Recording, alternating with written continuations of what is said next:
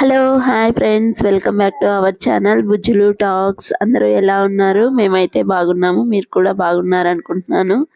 ఈరోజు వీడియోలోకి వస్తే, కొత్తిమీర మనకు 60 రోజుల వరకు అలానే ఫ్రెష్గా నిల్వ ఉండాలంటే ఫస్ట్ మనం దాని వేర్లు శుభ్రంగా క్లీన్ చేసుకొని ఒక ప్లాస్టిక్ డబ్బాలో వేర్లు మునిగే వరకు వాటర్ పోసుకుంటాము.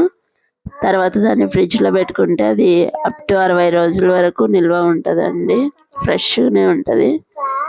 సార్ చూడండి.